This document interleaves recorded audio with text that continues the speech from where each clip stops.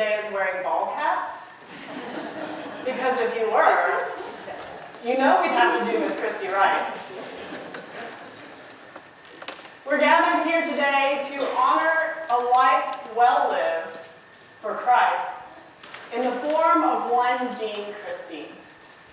I'm Mary Brown, and I've been blessed to be the pastor here at the Methodist Church in Andrews for just shy of 3 years. And that's not much, getting to know Miss Christy in the scheme of 111 years. And yet, it's been plenty of time for me to get to see what you have seen, the reason that we're all here today. A woman who had an infectious joy and a seemingly unending gratitude and a love for others, and all of it informed by her deep and her very authentic faith.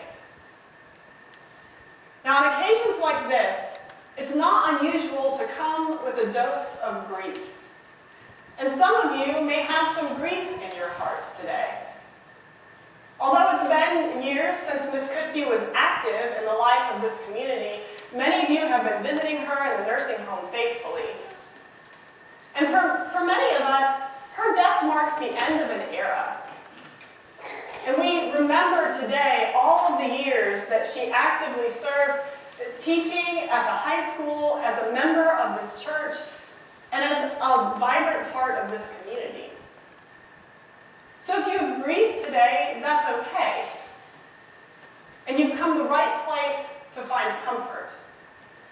Because our faith as Christians gives us comfort. Our faith tells us that death is not the end. Our faith tells us that the walls of this coffin are not what's holding Miss Christy now.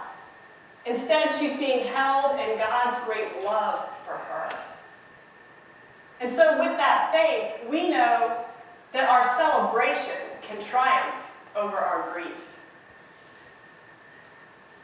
You know, Miss Christy, she loved to joke, right?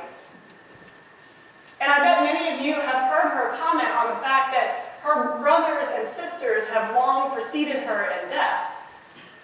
And even maybe they've started to wonder if she had gone to the other place. Not a chance, right? And not because Miss Christy was such a good person, although she was. No, there is not a chance that Miss Christy is anywhere but in the care of her God because of God's grace. Because of God's grace given for us at great cost through Jesus' crucifixion. The same grace that extends to every one of us here today through Jesus Christ.